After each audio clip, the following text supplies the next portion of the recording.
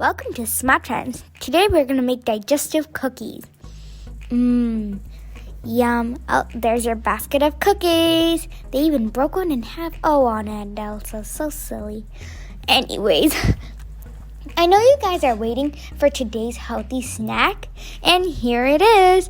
They are digestive cookies. We understood your feedbacks and came up with this healthy and delicious cookie recipe. They're also really healthy because they contain tons of fiber, and they like to burn the fat from your body. They take it away and you become super healthy. I'm pretty sure they help your digestive system because they're called digestive cookies. And trust me, making these cookies and eating them means having the best day of your life. They are super delicious. So do not wait. Go ahead and make these cookies and improve you and your family's good health. So good. And please watch the end of the video so that you can see every single thing in here. And you can watch every single technique to make these delicious cookies. Yum! They are super delicious. So good. And the best thing about these cookies is that they stay in their shape. They do not spread. So now we're going to start making them by adding half cup of wheat flour. And we're also going to need 1/3 cup of rolled oats into the powder.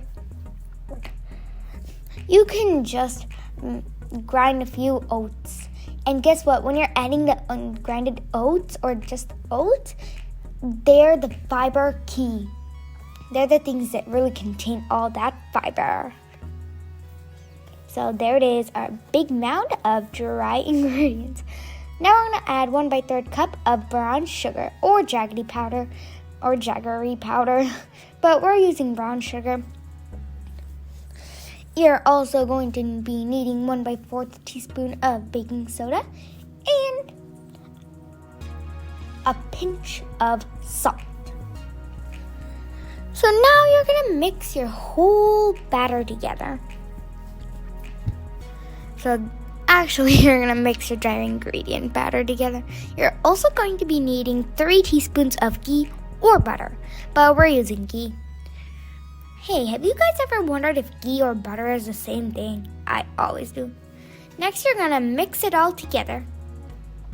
Just mix the whole thing up, and it's going to be like really lumpy and weird, and it's not going to be really dough. So you're going to add 4 teaspoons of milk. Or if you need to, you can add a bit more milk to form your dough. It really helps. So there it is. We're forming our dough.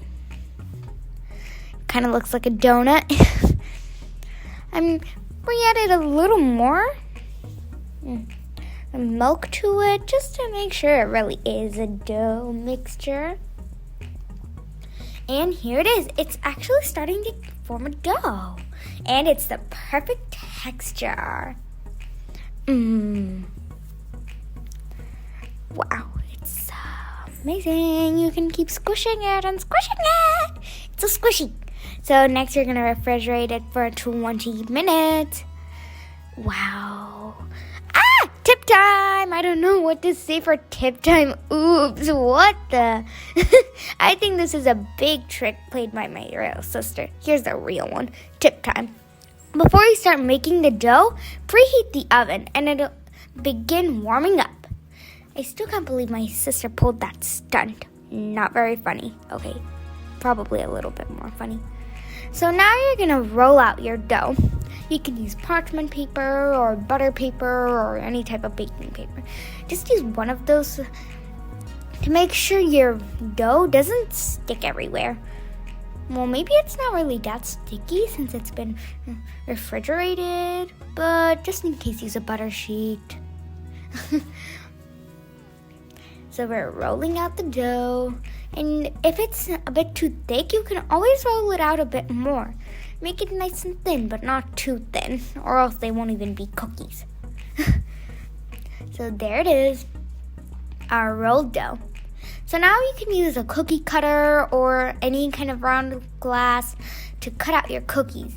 Although in stores they kind of have an oval shape.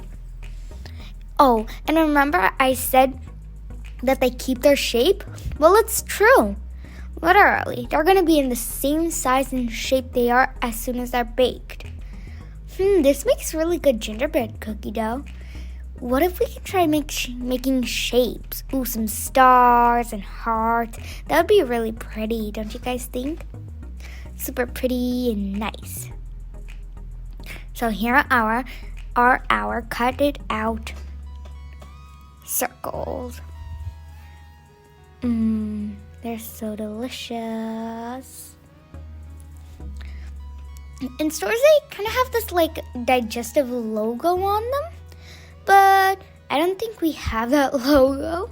So we're just gonna, add a cool dot design.